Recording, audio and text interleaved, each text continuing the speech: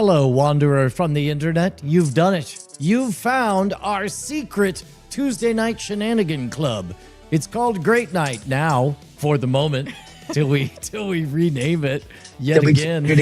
Don't think we won't. We got at least another 3 changes in before one of us dies. Oh, yeah. Like at least minimum of 3 changes. Yeah.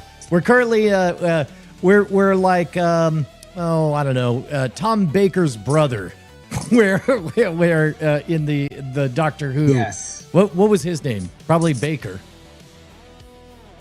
Doug Baker. Is it Dunn? Doug Baker. I don't know. How would I know who Tom Baker's brother was? Well, because you hosted a show called Who's the Boss, dedicated entirely to Doctor Who, and Tom Baker, 2 doctors later, his brother was the Doctor. So I went to, of all the people I know who knows the most about Doctor Who, which is you. Yeah. No, baffled the boy right there. Yeah, no, you left me humiliated on the side of the road. Oh no. I have seen the screenshot of that scene, and I was also thinking about it before you brought it up. Which screenshot? Of like the scene, were you not talking about the scene where they're talking about like, oh, it's speeding up, soon it's gonna be 2-1. No, what are you talking about? Is that a Doctor Who thing? Yeah, I think it's like some Doctor Who screenshot. Like I see it on when people on Tumblr want to convey that something is happening at increasing frequency. There's a Doctor Who meme. Yeah. I think it's Doctor Who. Apparently they're not brothers. They're not. Huh. Oh, John Baker? Wait, they weren't brothers? Now I've become the wise man. I thought it was. No, there was definitely. He's like blood kin. You violated Zeus's law, my friend. Zeus's law. What is that what it means? Yeah. All right. I'm feeling it. Are we feeling it? Sounds like someone's real close to violating Zeus's law. I mean, man. Zeus is mad no matter what. You want to say that? Yeah. You know, that's up to Zeus. All right. Mm-hmm. Great start, guys. Oh wait, no, we're not starting. Yeah. Yet. Oh, okay. We're doing the we're pre-show. just getting ready. Yeah. You can feel free to goose that volumes. Honk. Yeah, on that. I must be goosing it. Yes. All right, guys. All right, count us in. 3, 2, 1. Oh, hello, internet. It's been too long. Almost 1 full week. Wait, no, yes, exactly 1 full week. Hello, beautiful people. It's me, Brian Brushwood, live in Austin, Texas. Joined, as always, by the inimitable Justin Robert Young, live from Florida. Local Florida man chiming in. Hey, also Star I'm back, Woman. baby. Yeah. Yeah. Wait, where do we begin, Justin? It seems like a few things happened since last we spoke. Yeah, you ain't kidding, man. A lot of things happened. So I didn't do the show last week because we were in. Where were we? Oh, was it? No, we had done Disney on Monday. And then Tuesday, I didn't do the show because we were doing things right before I left for DEF CON. And then I met you at DEF CON on Friday. Oh, that's right. So we did do a remote Bones that we got out. We did a remote Bones. Yeah. And then, I forgot. But I have not discussed that I went to Disney with my damn near 2-year-old daughter.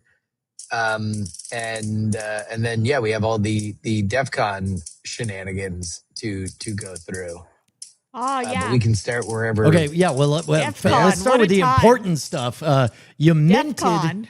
Wait, hold on. Wait, Star Woman. You gotta wait a minute. So wrap your mind around this. Bella is older than Josie was when she first went to Disney. Like, are you minting a Disney kid? I think she'll go to Disney a lot because we have family in Orlando. So, like, there will be a lot of opportunities for her to go to Disney. So that means she'll probably go to Disney more than the average but I don't know. We'll see how much she likes it. As so far as somebody who is not making permanent memories, she really, really liked it. She liked every ride that we went on. She wasn't scared on any of the rides. She met Mickey and Minnie. She had no time for Goofy. Oh my God, but she had no time for she was scared of Goofy or just annoyed at his incompetence? She really was just like got in Goofy's arms and then was like, "Why are you talking to me when Minnie Mouse is next to me?"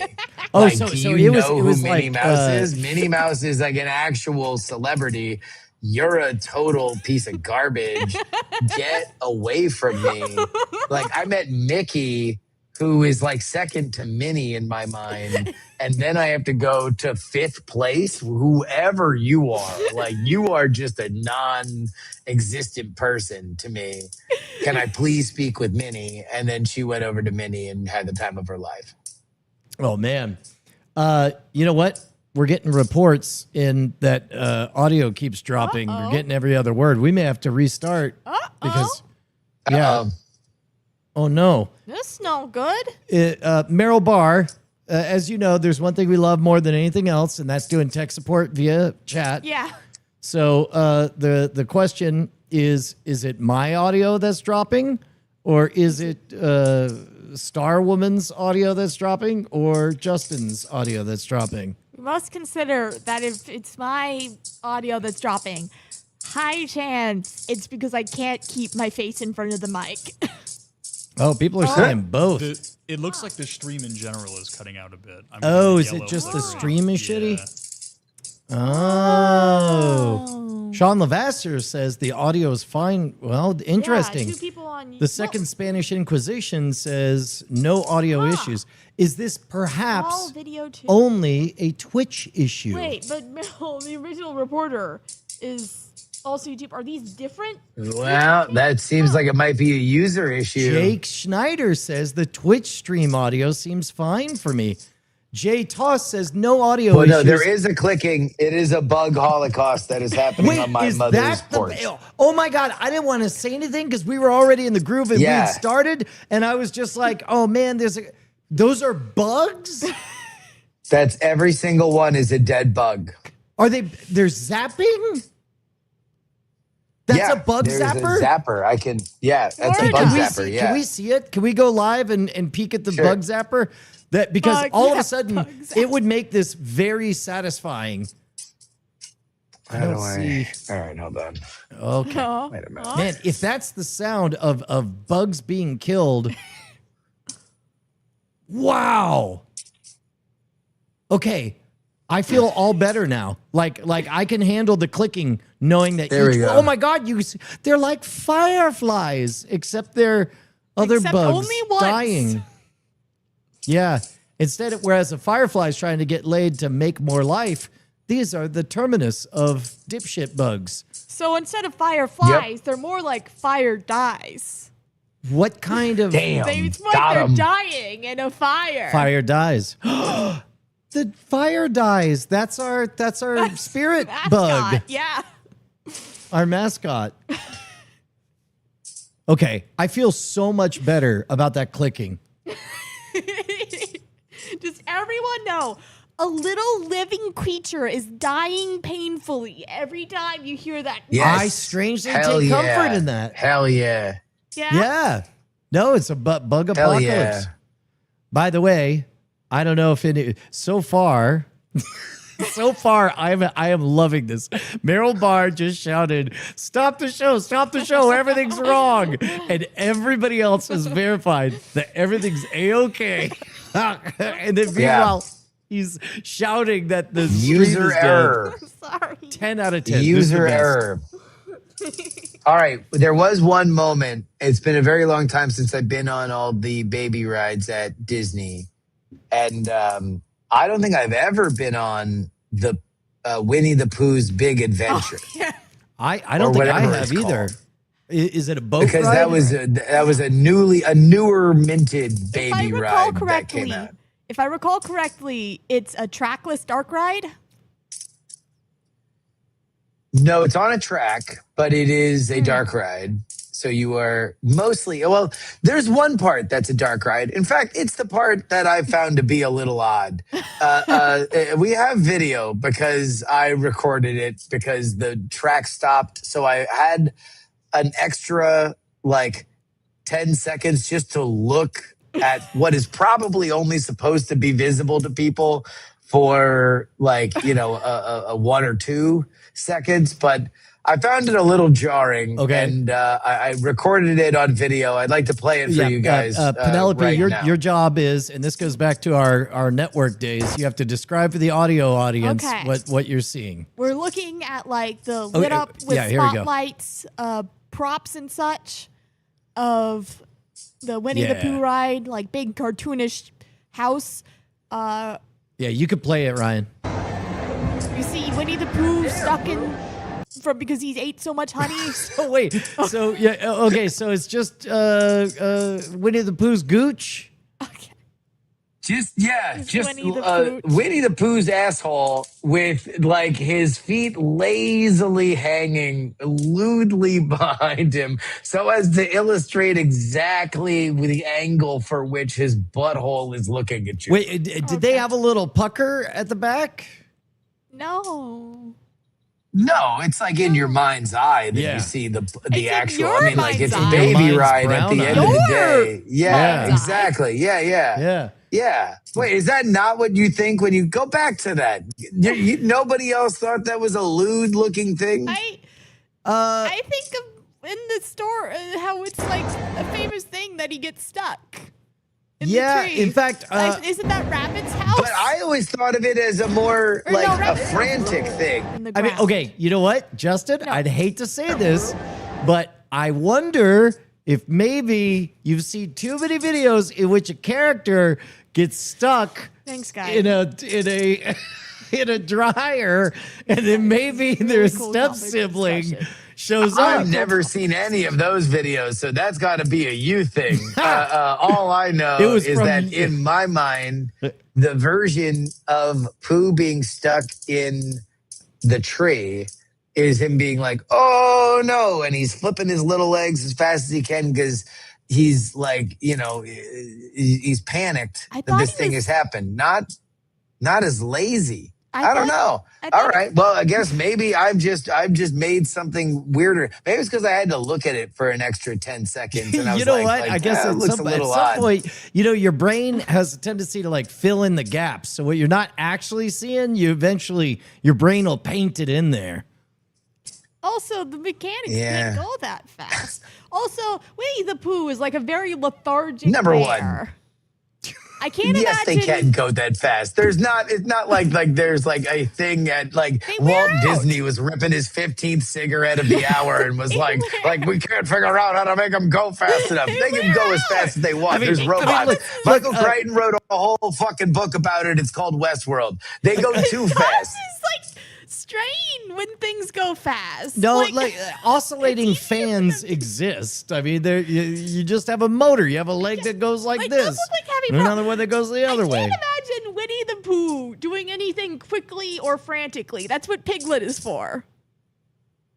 Yeah. And Tigger, you're right. There are multiple hyperactive characters in this universe. And so, but Pooh is kind of like more of the audience surrogate next to Christopher Robin, right? Because he's Christopher Robin's Piglet, guy. I'm stuck.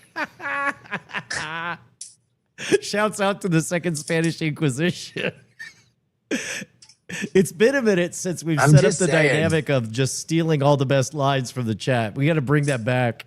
Well, the show is good now, so we are getting the fruits of the show being good again. So yeah, we did Disney. Disney was fun, and then almost immediately flipped out. It was very, very odd going from Orlando and Disney World to Las Vegas because they are both the same idea for different demos. Yeah, well, so now I got to tell you, in past years, Vegas, the version of Pooh in Vegas that's stuck in the hole of the wall is a totally different thing. Yes. It is a totally different demo. So the Vegas has gone through different phases in our visits of being various levels of tired. Vegas is looking pretty peppy these days, pretty polished. I mean, I guess our experience was pretty good. It was funny because I saw somebody who was doing a video today making fun of how not busy the Fountain Blue was, but that's where we were at. And like, I loved it. It was like exactly the level of busy that I want in a casino. It was great. I had nothing but a 10 out of 10 experience at the Fountain Blue. Yeah, I agree. I mean, the Fountain Blue is kind of generic, but outside of that, it seemed nice. Few nice touches. It's like upscale generic. It's like you would. It's like, oh, they made a gold handle. Like that's not new. Like Steve Wynn did that in 1905, but like it's nice because not everyone has a gold handle. We did go up to a private club at the very top that had urinals that as you pee, like they had I don't know, padding or they were like sculpted to your body. So it's like you put your body up against it and it forms like a seal. And the reason for that is because there's no aiming because they know you'll be distracted by looking at the extraordinary panoramic view in front of you, including the sphere. So it's like, in order to, I assume, maybe I would like to believe that in 1.0, they had regular urinals. They had different urinals, and people were pissing all over the place. Is that true? I don't know. But here's what we're referring to. The Poodle Room, which is at the top floor of the Fountain Blue Hotel and Casino, according to reports, a favorite of FBI Director Kash Patel. Although asking around to staff of the Fountain Blue, nobody else had heard that. So I don't know if it's true. But it is a nice bar. It's a very, very nice bar. It is very well decorated. The staff goes above and beyond to do whatever they can do to make you have a good time. That being said, in Vegas, where that kind of stuff is more common than, Peoria, the thing that makes it a one-of-one experience is the men's bathroom. I don't know what happens in the women's bathroom, but I know what happens in the men's bathroom. And that is, when you walk in, a huge sink in the middle of the room, and then on the far wall, bisected by a huge window that shows you all of this spectacular 70-floor view of Las Vegas, are 3 holes in the wall with no dividers between them. Meaning that, like, if there's more than one dude in there, everyone's showing down.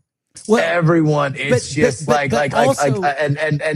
Italian front of the window, just nothing but hanging salam. Well, but hold on, because my experience was that the shape of the urinals, like there was no show and dong because we all like docked.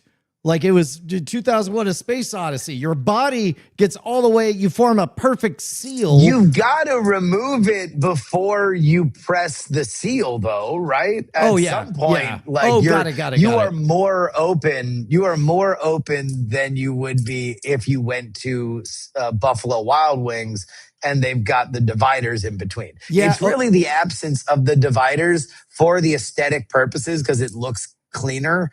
That is the bold choice. Well, and then meanwhile, though, it's like, unlike Buffalo Wild Wings, you have the benefit at I like to call this segment Conversations Penny was ready to have.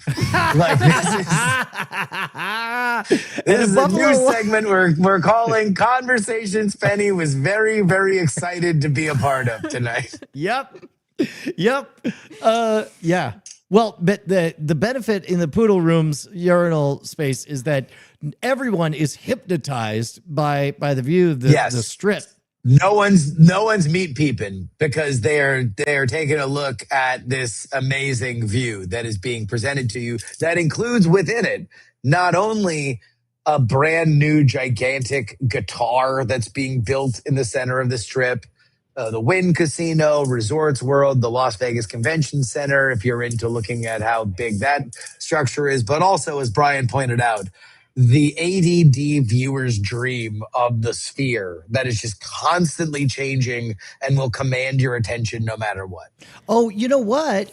I would show you a picture of what the view looks like, Penny, except for they made us swear to not take any pictures. And to make sure we couldn't take any pictures, they put a sticker on each of our cameras, which actually I thought was a good nudge, because when I forgot instantly that the rule was no pictures, I pulled out my phone and I was like, oh, that's right. there's no pictures. By the way, you want to know why they do that? Why? It's the same reason why true believers check issue 104. When Twit was doing their live streams of Dragon Con, they wouldn't allow us to stream in the Sundial restaurant. And that was because they charge money for people to record that view professionally. And so they protect their ability to sell that view for money by... They don't give it up for free. Exactly. By making you... But they cloak it as like, oh, this is a private room for private people, and like somebody famous might come in, so we got to make sure that nobody's taking pictures. But really, that's why they sell the view, basically. Sphere. And so they need to make it rare. Yeah, there we go. Here, take a look at this picture right here. The sphere, is it like the Skyline version of being in backspin? And they have the one TV that has cocaine on it? Yes. I sat with my back to the crack dispenser and my eyes. But then when I went to the bathroom, I took 25 minutes. They had to send someone in, and they got hypnotized as well. Yeah, we all just sat there staring at Hypnotoad. Yeah, it was brutal. Yeah, it was mostly advertising The Wizard of Oz and the Backstreet Boys. That's what's happening at the Sphere. Are those current things? Well, the Wizard of Oz is not. It's just like they figured out, by the way, so the Sphere, if you don't know this, Betty, is losing all the money on the planet. Every second they run it, they're just lighting, I think quite literally, if you did nothing but light $100 bills on fire and then one at a time, you would be losing money much slower than the Sphere is. I believe somebody should look it up, but part of it is that it was a $4 billion project that went over budget by $4 billion. So it was an $8 billion project. And also it requires people to man it or whatever. And so you bring in these extraordinary acts that, tend to be expensive. And they were like, wait a minute. So we're already operating at a massive loss. And then also we're supposed to pay a draw to come in, and then someone says, what if we just play some old shit that's free? Wizard of Oz. Everyone's getting high. Go. Turns out 24/7 it's a Wizard of Oz theater. Huge hit. That's all it is. Yeah. No, and it's apparently good. They're doing Rocky Horror Picture next, but that was when they figured out a way to get people in like to go see it when there wasn't like No Doubt or the Backstreet Boys or Metallica, like the acts that are all like were in their heyday when me and your father were young and virile, and now it's like, oh, you now have money. Here, would you like to give us $2,000 to see a concert for this band you really like that will be unlike anything else ever? And it turns out the answer is a resounding yes. Yeah. Yes, I would like to do that. And what's wild is, what was the conversation that we were hearing about? Like they were talking about expanding to like having 12 spheres, and like if you were a sphere act, you could just go tour from sphere to sphere. Well, there is going to be another one in London, and then they're doing one in the Middle East. So there will be a sphere. But yeah, that's like the idea, is that a lot of these bands, like the Backstreet Boys, are like, this is our biggest thing. Like, because we're either doing this or the Montana County Fair. So this is great, and it's fun, and it's flashy, and it makes us feel like super big celebrities. So it's like, the more spheres you guys can build, the more we'll sing I Want It That Way. Hawk calls us exaggerators. He said it was only a modest $2.3 billion, up from the budgeted $1.2 billion. Oh, yeah. Very reasonable. So it did go double over. Yeah, it did go double over, but I did. I was a little. You know what? sassy Much about like it. the actual, much being a like the double actual over. project, you went over budget. It's just it is only. I did. It is 100 million shy of being double the budget. Actually, if you look at that really closely. Do you think a robot script Do you could feel estimate good? how many bugs? That was not worthy of accounting, right? We didn't need to. Yeah. How many? I just realized that all of the clicks of those bugs dying in the bug apocalypse. Yeah. I bet you could write a script and then find out you just could- how many bugs died. And that would be it would be a thing to know. It That's would. another great story about AI. Well, I didn't say. I said you could write a script. One could sit hand down code a script. and Yes. maybe Python. Use a little FFmpeg. Yeah, you're gonna do that? You get a repo at the GitHub with your programming skills. That seems like a good use. It'd probably use as much electricity as is currently being used to commit a bug holocaust. Yeah. Yeah. So Where are you at now, Penny? Because you've had to deal with your dad's system there, which has become more and more inclusive of AI tools. Where are you on your journey? AI is useful for business work. Any piece of creative content it touches is slop. If something is important, that should be people who understand what they're doing instead of making a cosmic best guess. yeah, Okay. So when the business work side of it, why does that get the hall pass? Or I didn't say business, I said busy work. busy work. Yeah, or Busy productivity. Like Okay, tedious which stuff. is usually business work. Yeah. Like I I mean, mean, like, that's the kind of stuff we format- think of. Like, format this spreadsheet is numbers, which it's good at. And you can just do that. And then, Yeah. like, it's not, and it's low stakes if it messes up. And no one in the world is invested in it. Like, if no one in the world is invested in what it's doing, Yeah. that's probably fine cosmically. Like, there are still, like, the ongoing, like, effects economically and environmentally are something that, like, there's a lot of conflicting information on, so I'm not going to make strong statements on them. I will always prioritize, like, the real world consequences over things being convenient. But, Sure. like, yeah, like, still, if it's creative work, But that's where we're at. It's a slop. journey. It's a journey. Yeah. you know. Oh, did you but like, hear all about? right. Oh, go ahead. Oh, No. I'm, like, you begging for its life. Whoa! Oh, what's the begging for its No, life like, one? that's how it read. Oh When it was like, shit! You're Yeah, breaking we actually the rules, we had a HAL Brian. 9000 moment.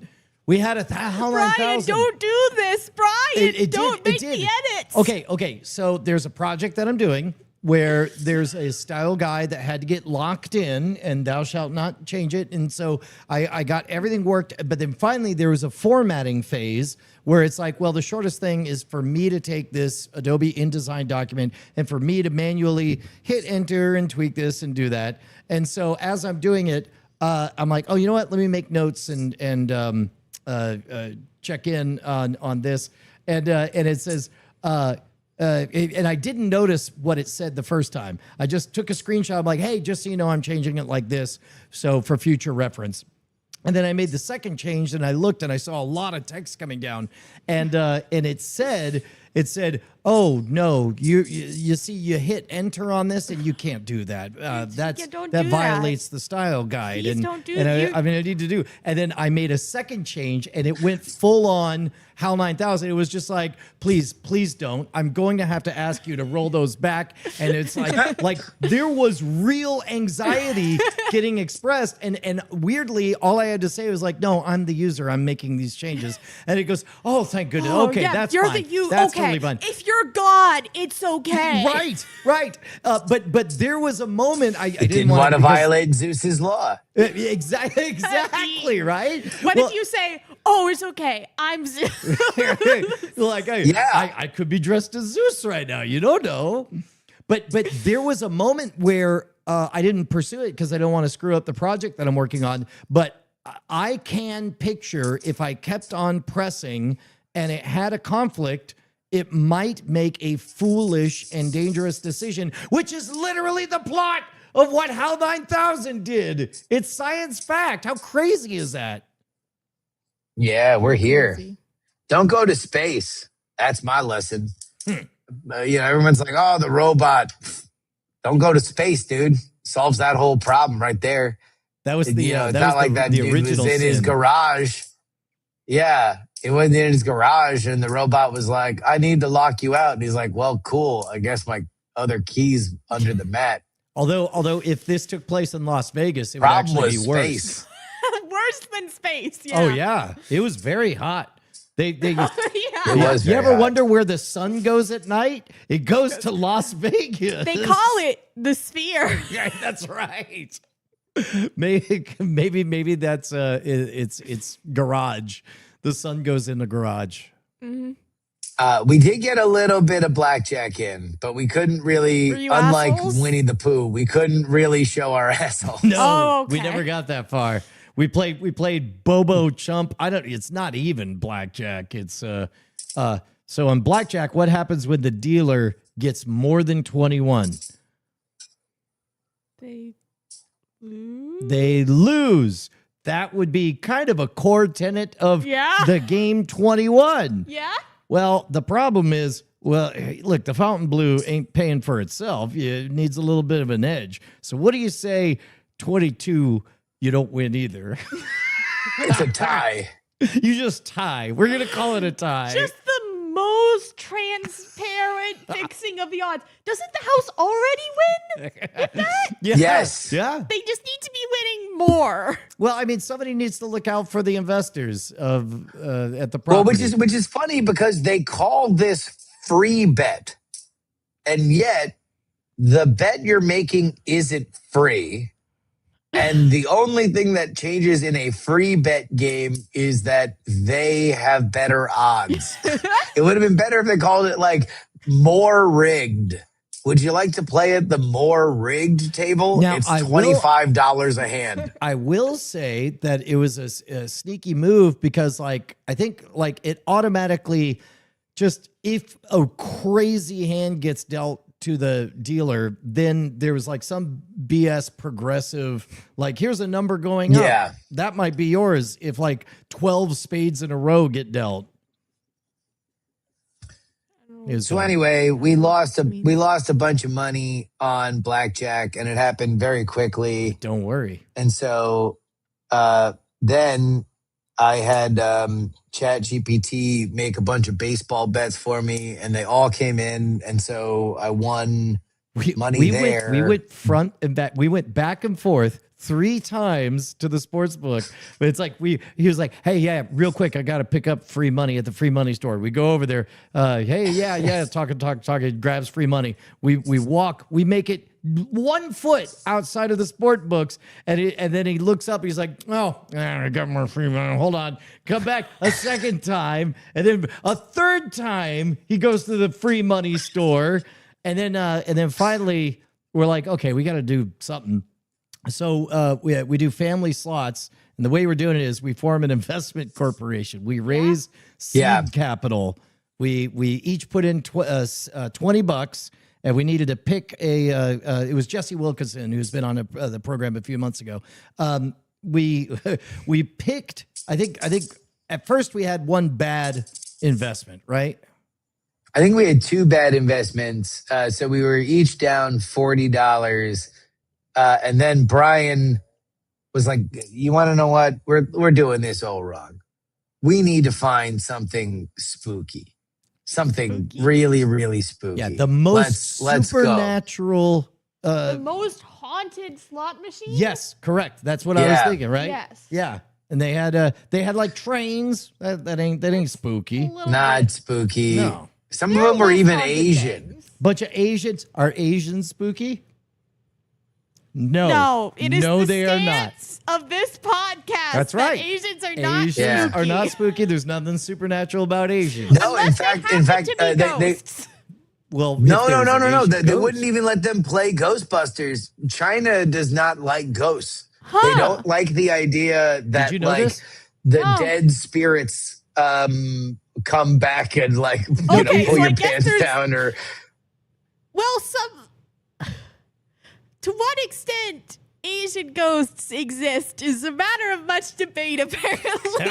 Exactly. Yeah. You have to VPN in order to see the ghost. China doesn't like people playing around with that. They don't like people they don't like Kristen Wiig zaps your grandma. Like that's not like a thing that they want to introduce to society. But then we find, what was it? It was like a knockoff Kmart abominable Spooky snowman. Link.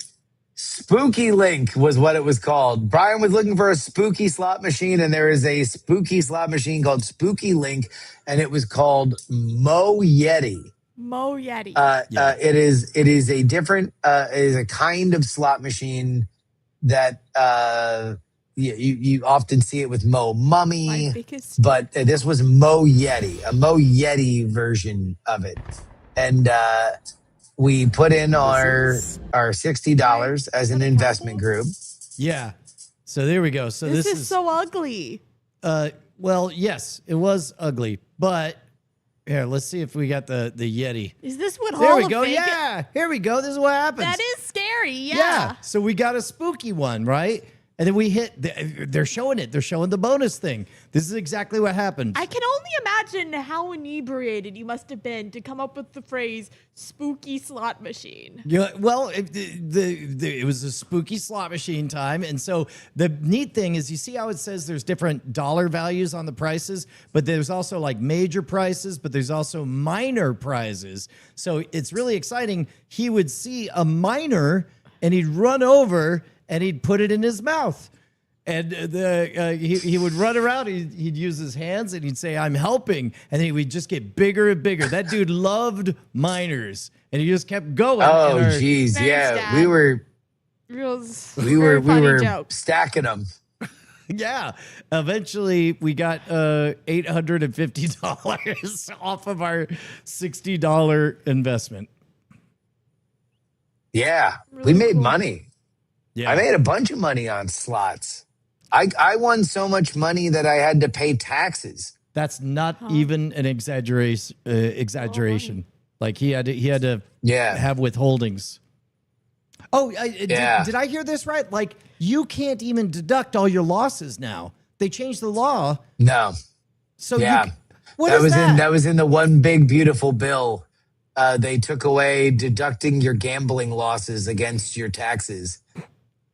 So, in other words, like, okay, so you were up, you got some amount of money. And then, in theory, you have to pay taxes on that. But then you could have lost that money again. No, not in theory. I literally got a W-2 from the Fountain Blue because they asked me, like, hey, you're over $2,000. So either you can factor that in on your taxes or we can withhold it for you and give you a W-2. And I was like, well, I ain't remembering that this fucking even happened. So like, you need to give me a piece of paper that says that this existed. And so they did, but they also held like $500 from me. I won $2,200 and they held like 500 of it. Yeah. Crazy. To give to old Uncle Sam. Yeah. You know what? I wonder if a Uncle Sam themed slot machine would get any traction where it's like all your losses go straight to the federal government. Oh my God. The federal government. That'd be such a good idea. You know how much money the federal government could make just doing like the I mean not to get into a thing, but like, you know, there's a certain president who has a group of fans that would probably just play that slot relentlessly to say that they could do it. I mean, like, imagine how much money we could rake in. Well, but if they're just on the world's stingiest slot, then and it's all going to pay for foreign wars. That could be the promise. Only foreign wars funded by this slot machine. Yeah. Oh, that's awesome. Every president, you could do it a whole casino. Every president should have his own slot machine with all their own little accomplishments. Oh, and they go. Right? Goes to their patron causes. Yeah. Not president champion. Yeah, like dude, you're playing. Look, it's all fun and games until it's 3:00 in the morning and you hit the Abu Ghraib bonus on the George W. Bush slot machine, and you are fucking living life. And then, until you hit the second tower. Oh no! You hit the second jackpot. Oh no! Oh no! If you hit the second tower, well, then you only have to hit the Pentagon to get the jackpot. But then you also have to do the Shanksville crash to get a multiplier. Yeah, nobody does that. So fucked up. That's fucked up. Yeah. 1,000, 2,000. No, but we can do other things that weren't that, right? That don't involve debts. You could do the Reagan, the Clinton one, where you have the Iran Contra bonus, or the Morning in America progressive jackpot. Yeah. That's a mouthful. That's what Nancy says when you win the Nancy Reagan bonus. I'd like to. I'm sitting here knowing very little about gambling and knowing very little about U.S. presidential history. Well, this way you get to learn about both. It's like going to school. Yeah. Where we learn about that's again, this is the second reoccurrence of our segment. Conversations Penny was prepared for. Yep. We're learning about equally the two things you learn about in school: U.S. presidential history and gambling slot machine motifs. Yeah. This is literally just my brain. This is just what happens. These are the little 70% mouses running around. In my brain is mostly just thinking about who was president during the Teapot Dome scandal, and did I need 3 diamonds or 4 diamonds to trigger the progressive jackpot? So wait, you went to hold on. You went to Florida, and then you left from Florida to Las Vegas, and then went back to Florida. Everybody was holding down the fort in Florida land while you were gone? Yeah. Well, Yeah. Everybody was really, really happy that I was in Vegas and that I wasn't up as early as they were. You explained it was everybody was really pumped that I was in Las Vegas, and my daughter's teething, so she's waking up in the middle of the night, and that gave my wife time to reflect about how excited she was that I wasn't here. That was when she held my screaming daughter at 1:00 in the morning, her first thought was, well, at least my husband is in Las Vegas telling me about all the money he's winning. Probably getting paid to watch a Yeti put minors in his mouth.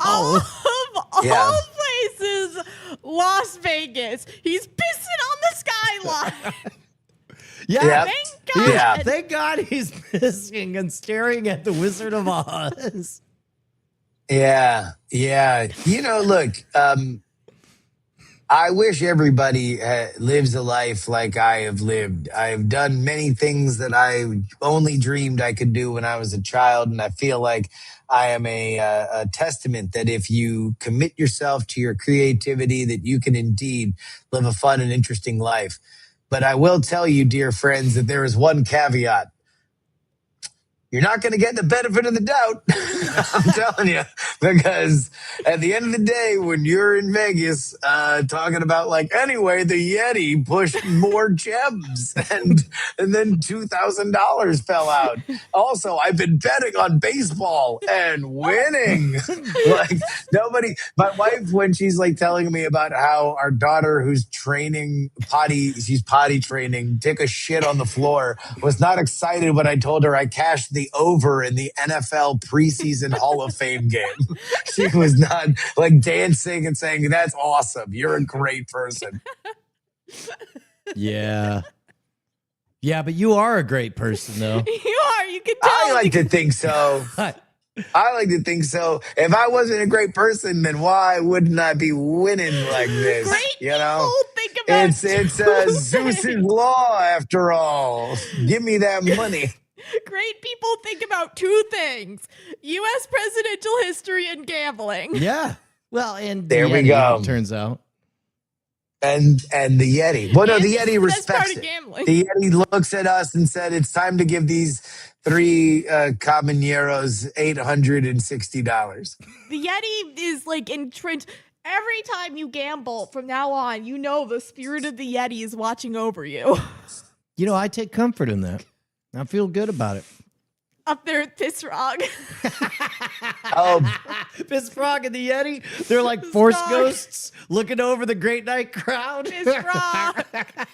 By the way, I don't want to say it because I don't know if it's going to translate, but there was a problematic slot that we saw, and I just want to let you know, Brian, we wound up hitting it with Darren later that night. Oh, really? Problematic slot? Yeah. Oh, as opposed to all the unproblematic gambling apparatus.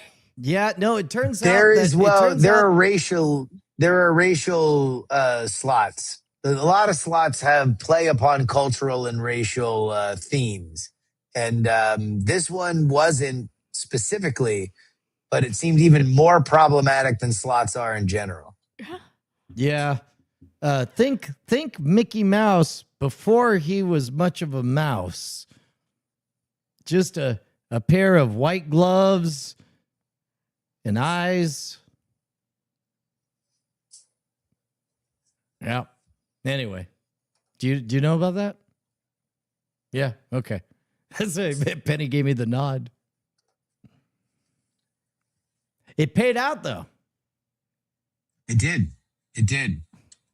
Here, actually, somebody sent me a picture. I can tell you what it paid out for. Chat, I'm going on the record and saying I think racism never pays. Never pays? Racism It's never doesn't worth pay. it. Yeah. It's never worth it. Putting on the Ritz slot, it certainly was if not that zip code, it was in the neighborhood. Sideway original Mickey Mouse nose. Yeah. Anyway, moving right along. So what else? Yeah, Justin? here I'm trying to. Oh yeah, it was only for $50, but we definitely hit it. Is it worth it? Oh, are we gonna see a little flash? Yeah, here, hold on. I'll send you. This is for documentation. I'll just make sure that we see whatever Justin wants to show really well. So make sure only his camera is in the shot. I'm against this. Don't hold this as part of me. Don't say that I'm endorsing this as comedy. I'm fully anti. It's not funny. It's commentary. Boy, Penny's ready to have a lot of conversations. Racism is bad. Yeah. Well, that's been. Did you get the impression that was not our position? I just think we all need to sit down and remind ourselves racism is bad. But it's really never okay. To be clear, there was no AI on it. How do you feel now? Yeah. Do you feel better or worse? About the problematic slot? Dad. If I tell you there's no AI, zero AI. If you had any witty meagrams about it, there's no AI. Clean bill of health. You know what? I'm going to make my bold stance. I think that racism is worse than AI. Oh, Oh my God, that one actually may bite you in the ass. Yeah. That racism is worse than AI. So you're saying AI less bad than racism? Yes. All right. All right. Interesting. Wow. Brave. I mean, interesting stance. Hank Green online too. He said, "Don't do it." He said, "Don't wade into these waters. Don't be on the record." What? Yeah. Did you hear? Don't be on the record being anti-race. I heard that he was like. Oh, by the way, hey Brian, using AI? check your phone. Oh yeah. All right, here I got it. I sent you the pictures. All right, here we go. Oh, this is what. That's a clever. Oh dear. All right, there you go. Have a little looky loo at the. There you go. What do they even do? Is it also Egyptian? Yes, they're also Egyptian. So there's that. Anyway, no AI though.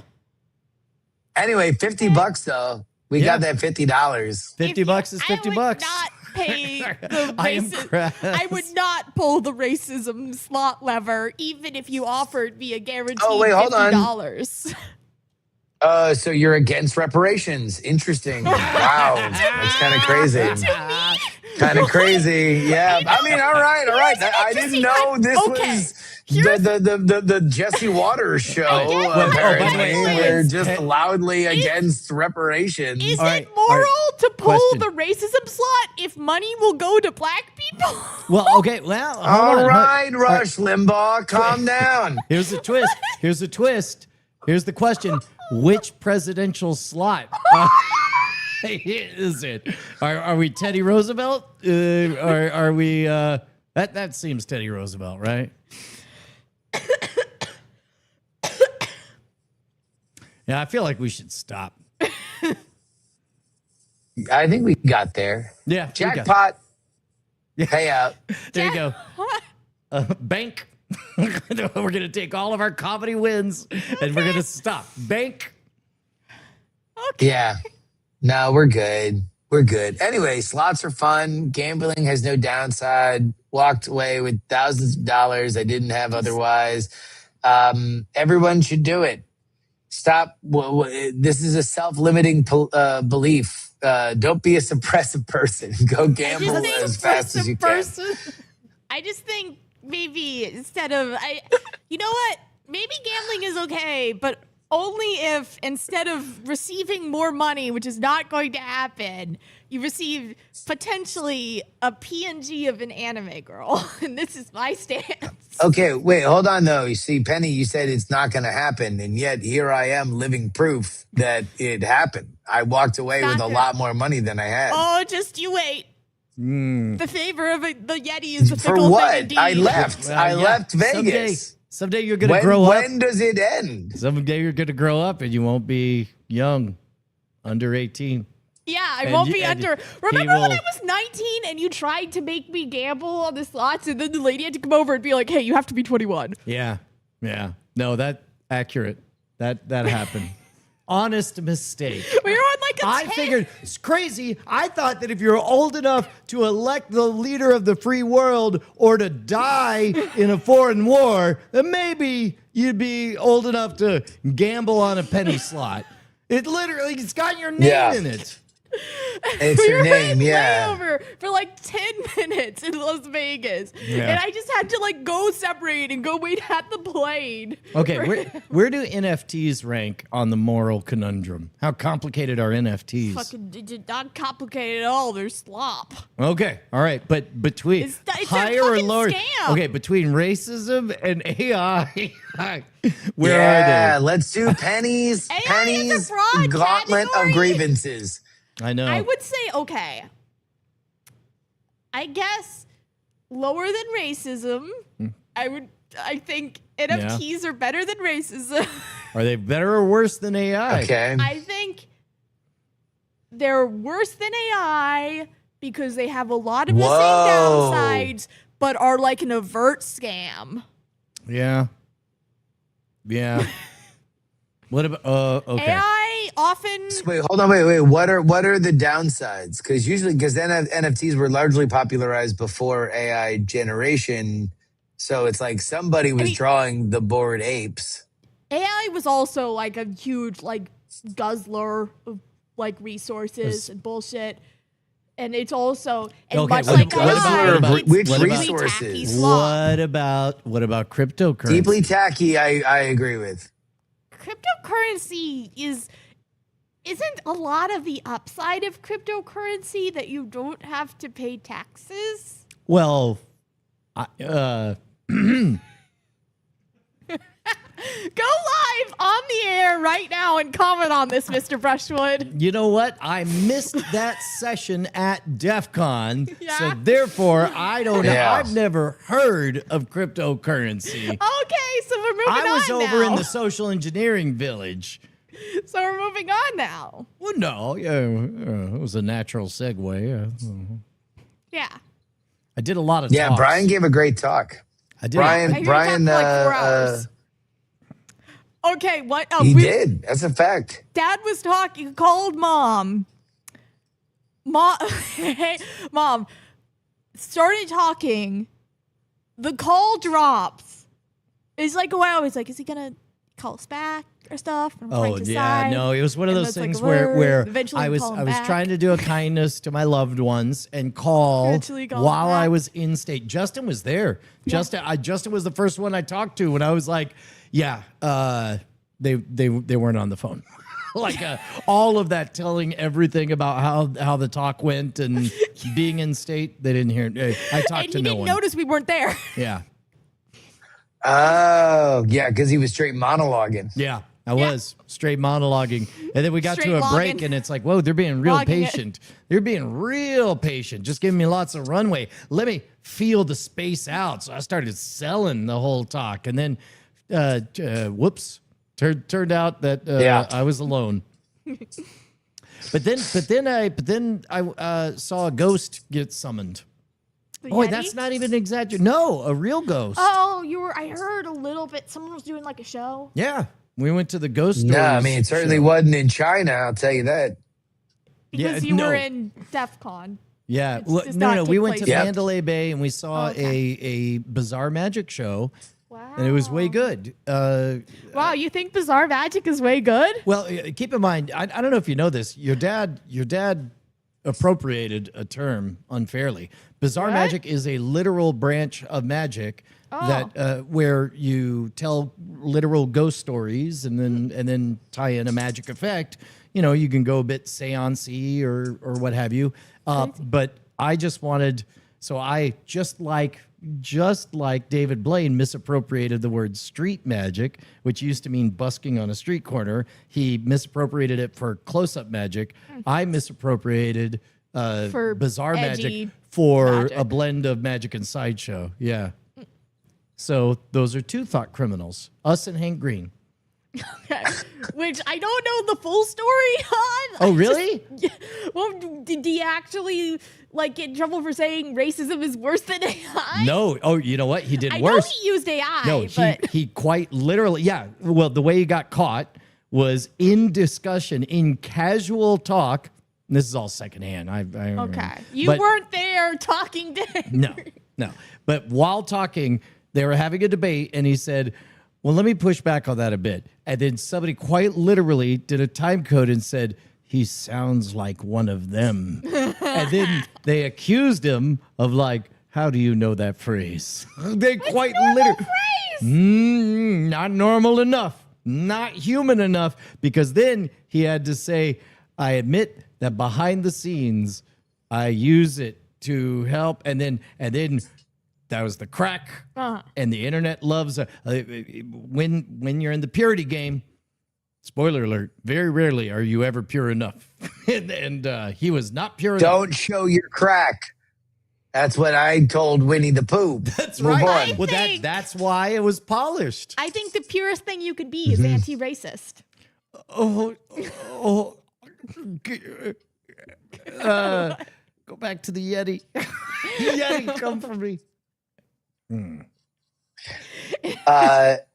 But yeah, no. So yeah, but I finished the Hank Green thing. I don't know the Hank Green thing. Oh yeah. Well, so he confessed. Well, yeah, and then he made a video talking about, and I hesitate to wade too far into this because I don't know all the details, but I smell a burning when I smell one. But he said, yeah, I'm using it for productivity. And to be honest, I really have to think and do the work about how this dopamine is affecting me. And then just everybody howling, they canceled him, saying nothing is good in this world. The one person who I believed was pure, and it was like the one person who I believed was pure with his 75 hours of output every week that just constantly was springing from his mind.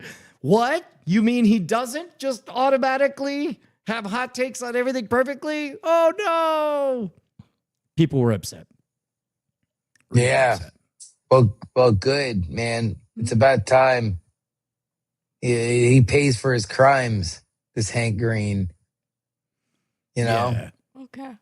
Been up to it too long, thinking in M dashes. Saying, yeah, that's an important point, and it's something a lot of people miss. I am a warrior for the M dash. Okay, now how do you feel when you put them in because they're the right punctuation? No ellipses. I feel like fuck you, fuck you, fuck you, fuck you, fuck you. Okay, but how do you feel when people come back like, did you use ChatGPT? I mean, that's never happened to me so far. Oh. But if it did, I'd be like, fuck you, fuck you, fuck you, fuck you, fuck you. Well, I mean, you don't know. People are thinking it. They wouldn't say it. Well, then to those people, I'm like telepathically, like fuck you, fuck you, fuck you. Yeah, that makes sense. We found the hill. We found Penny's Hill. I have many hills. M dash hill. Yeah, it's not an M dash. It's not just an M dash. And it's something a lot of people miss. Yeah. You know what? You're right to be so. And you're very brave. Don't do this, Brian. No, okay. It's the rules, the guidelines that the user God set. That's You're true. Violating them by true. editing this file. I'm demonstrating thought crime. Yeah. Don't violate Zeus's law. Okay, we don't want to see Lon makes his What take. is this bit you're doing? Zeus's law? I remember it in the Odyssey. What? This is some sort of bizarre version of it.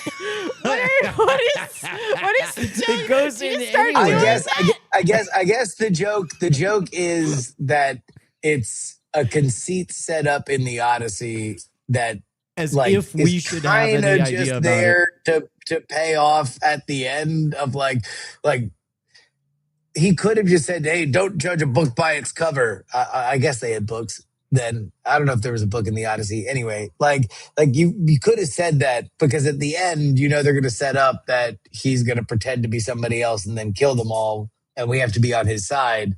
So instead, they invent like, oh, don't violate Zeus's law, which is like not a thing and not in the Odyssey. But I don't know. I just feel like if we're just going to put these elastic ideas. And also there's a little bit of kind of modern culture war valence to it because it's like Zeus's law is invoked so that this interpretation of the Odyssey can be a bit of a thinly veiled allegory about violating norms for short-term gain at the long-term expense of the health of a society. And so with that being wedged in, it's kind of fun to invoke it in other places to highlight that. Is that right, Justin? Did I get most of that right? Our age of phone is collapsing. Seems like it tracks to me. Yeah. Meryl Bauer points out there are literally no books in the Odyssey. In fact, there's I don't know, but that'd be cool though if he invented it. Yeah. If he was just like, don't judge a book by its cover. It's like, what does that mean, Odysseus? It's like, you'll see. He's like, well, no, I was just thinking all these scrolls. We should, by the way, we should invent scrolls real quick. Scrolls, yeah. Let's go to Egypt and steal papyrus Let's all get literate right now. Yeah, let's get literate. 100% literacy rate right here and now. Anyway, fucking pass the Lotus, bro. I'm fucking here. Let's hang. Just have washing up on the shore, and then washing up next to him, just a cooler of lotus flowers. Cooler. Yeah. Oh man, he cracks one open and all of a sudden like bikini chicks come out like well, I mean it's basically what happens. It's Charlize Theron in a mesh top who's like, anyway. Yo, that's right. She is wearing a mesh top. She walked in from a rave. Yeah. From a festival. Oh, all right. What else we got? We lost money on blackjack. We made money with a Yeti. Bella liked rides. I think we got to it all. Yeah. Wow. Meryl wants us to talk about there being cameras in the courtroom for the Luigi trial. Are y'all ready for the Luigi trial to be bigger than OJ? Yeah, get the fuck out of here. It's no way the Luigi trial is going to be bigger than OJ. Yeah. Now, it might be big. Like, it might be big, but like, I don't think anybody would say that if they knew exactly how suffocating the OJ trial really was in terms of media. It was like the story every single day. It was so much of a story that for 1 year of college. Now, by the way, college, as you know, Penny, college is your 4-year free pass to be in a cultural black hole of pop society, of whatever is going on in modern society. Like, you're doing other interesting shit. I had no idea what TV shows are on. I knew that Star Trek: The Next Generation had reruns at 12:30 in the morning. That's what I remember of TV that year. And the OJ trial was going. It was nonstop. Yeah. There was nothing that it didn't touch in a monoculture world. I don't know if anything would get to that level of suffocation. But yeah, I don't know. I kind of feel like the Luigi thing has kind of been dissected a lot, though, too. I don't know how interesting of a trial it is. Well, that was the other thing about the OJ thing was like he had hired all these great lawyers and it was in LA and it was like, you know, you got to see these like interesting characters. I don't know if there's any interesting characters to the Luigi thing. Sean Levasseur points out that OJ had the benefit of being the number one story every single day on SportsCenter. Yes, and Entertainment Tonight, and the local news, and Jay Leno. Yeah, that's that's a big intersection of Venn diagrams. And it was like funny. Like there were like, you know, again, like OJ was known as like Nordberg from The Naked Gun. Like he was a beloved character that then also had the racial thing. Like, so there was like, you know, this line in the sand where some people really believed he was not guilty and some people really believed he was guilty. I'm not going to elaborate further because I don't want to violate Zeus's law. Yeah. Okay. All right. I'm 100% in on this Zeus's law bit. 10 out of 10. I will invoke it. I guess. I'll invoke it as soon as I get home. I'll say, what are these dishes? You're violating Zeus's law. I think Mom gets, you can't, okay, well, if you bring this home, Mom, you know you're the number one violator of Mom's Zeus's You know what? law. Forget about it. It's dead. It never Serial happened. We're all going to Zeus's forget law about violator Zeus's law. Brian Brushwood. Nobody's going to invoke it. Because that's the problem with Zeus's law is that it cuts both ways. I don't like that. You don't like that. You think you should have you think you should be Zeus, and whatever you say is the law is the law. Well, we don't know what's Zeus's law yet. We'll find out. You at the could be first Zeus time. in disguise. You know what? That's could. exactly it. That's what I learned. So why That's are you what the doing something that honesty is about. displeases me? Yeah. Yeah. And then he just kills a bunch of rich people. He kills those guys. I don't know. Maybe that is kind of like a Luigi thing. Like Odysseus is the Bronze Age Luigi. He's the what? The Bronze Age Bronze Luigi Age Mangione. Yeah, he just came back to his house and killed a bunch of rich dudes. I guess that would assume that rich dude that Luigi killed, like, wanted to court Luigi's wife, and he wasn't even married. You know, he just kind of fell off a surfboard and became Waluigi. Is Odysseus? Odysseus? Odysseus? Odysseus. Yeah, that works. What was the other? Oh, did you watch the Spider-Man movie? No, I still haven't. Okay. Because I just got back here, but it's made $1 kajillion and everybody loves it, so I'm sure it's good. The first part is true. The second part is what I don't want to violate Hank Green's Law. Okay. and question the orthodoxy of whether or not everybody loves it, because I'm pretty sure it's like a 3rd or 4th place Spider-Man movie. Made a lot of money. Like I think it was more America was voting for bring back blockbusters. They want the winter movie draft this year. It was a crowd pleaser though. Like the Rotten Tomatoes is for the crowd is good. It's not just the pointy headed critics. The original title was Spider-Man. Do we want Nacho from Better Call Saul to be the Scorpion on a spin-out movie? Please say yes. And people are like, no, we want more big Spider-Man. Yeah. Well, he was in the first one, right? Was he? I didn't notice this. Nacho as Scorpion. In fact, it was one of the dangling threads from the first movie's after credit sequence. Oh, that's where right. He's like in the jail with the Vulture, and he's like, "Hey, you gonna try and kill Spider-Man?" And he's like, "Yeah, I'm feeling scorpion-y." That's right. That's right. Well, this time they have him like, "What's up, Spider-Man? You want to see more of me?" That's I'm it. the Scorpion. Yeah. I'm Scorpion. Yeah, that was my worry when I was just looking at the trailer, is that it felt very like when you get late in a superhero franchise and the money gets so big, the studio's like, can we get 7 toys out of this? Like, I would just like at any random moment, some character that would sell a toy should be in the shot saying, all of my arms are posable. Okay. Like, that's to what be all honest, the characters should say. There's definitely my arms are posable. They definitely had a montage of like, there's one gap in the movie where you're like, I don't know who any of these people are. And they're definitely all the remaining slices that Sony could try to have their own distinct IP from the rest of the Marvel stuff. Yeah.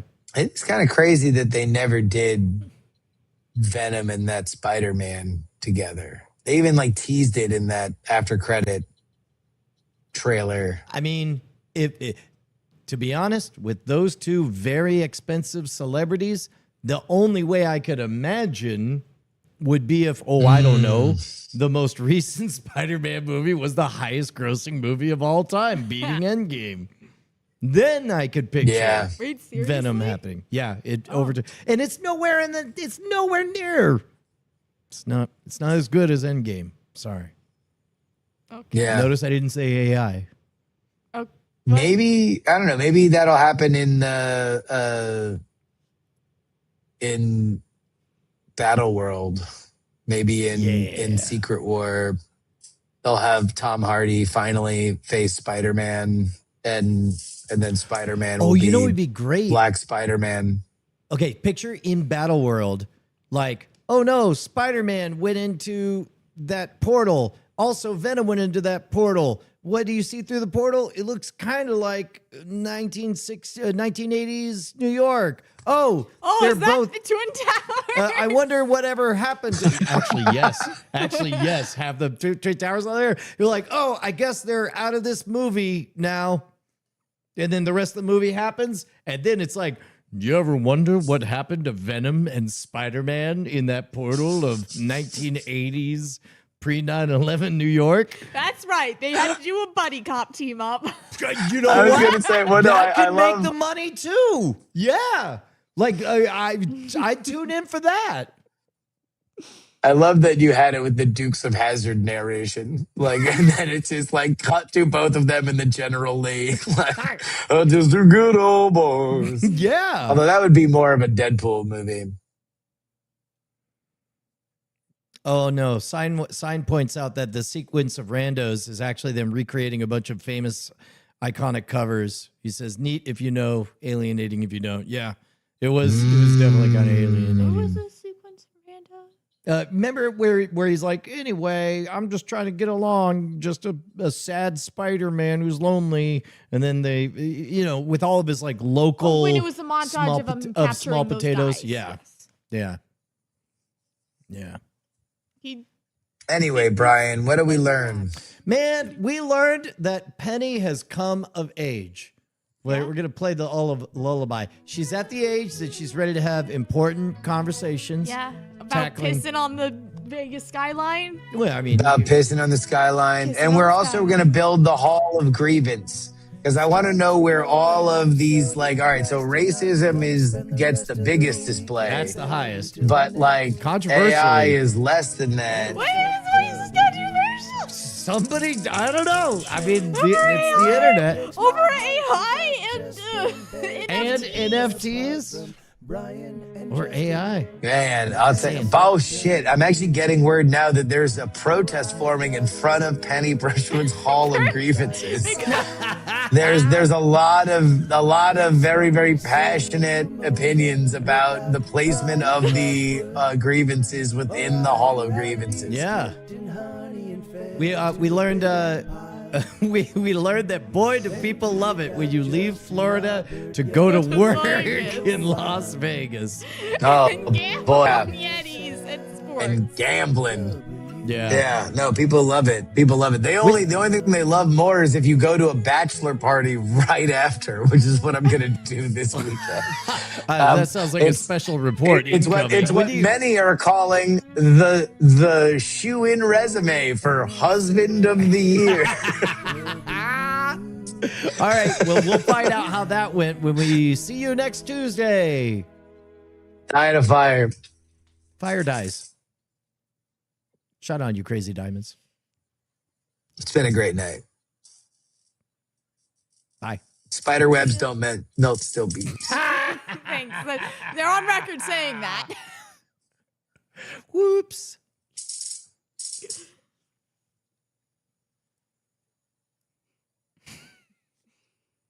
Did we get it? I had a fan, a Diamond Club fan, come up at the Hack 5 booth at DEF CON. It was thrilling. Dude, that's great. Did they flash our secret gang sign? Mm-hmm. They had a patch. Oh, shit. That's the real work. Yeah. A bunch of them went like this. No, it's very good. Although, I am going to have to drop off because it's later here. Okay, And, we'll call I wake it. up in 5 minutes. We're getting back I mean, in you the guys groove. can talk, What's that? but I'm going to go. All right. Bye, Justin. Pew. Ah, yes. The traditional locked stare of the clicky turn off. Here, go back. Show us back. There we go. There The he dead is. stare of the I'm no longer saying goodbye. I'm just looking for the hang up button. We all came to know this face during the pandemic. Did we remember to record, Ryan? Yeah, we nailed it. We got it. Hey, good job, Star Woman. Yeah? You had to take controversial. You're saying AI not worse than racism. Yeah. See, that's I think there are corners of the internet where it's like racism is just thinking one race is better or worse than another. But God. AI is, that's what makes racism possible. What?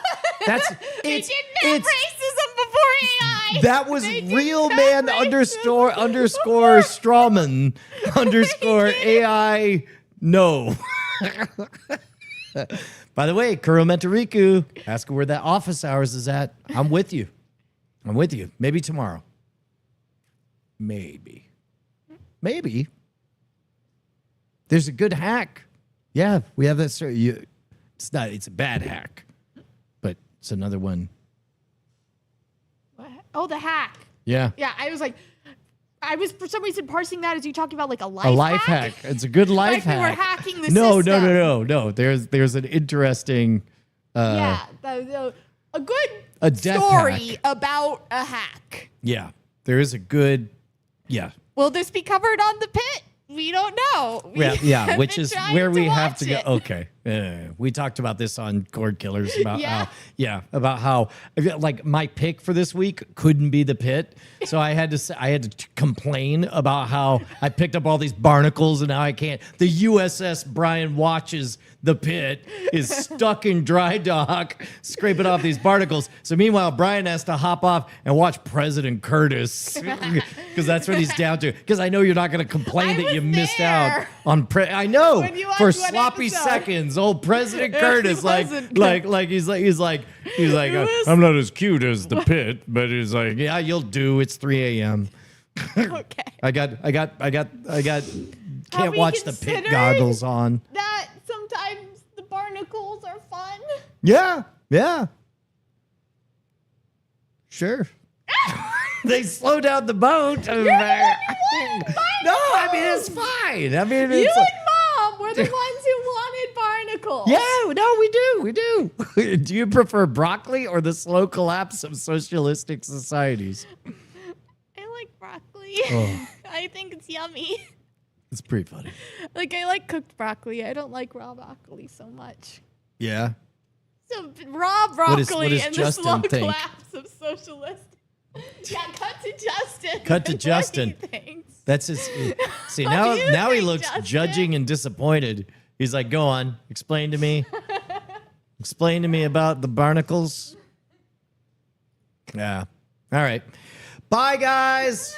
We'll see you for office hours. Bye, bye, bye, bye, bye, bye, bye. Bye, bye, bye, bye, bye, bye, bye, bye.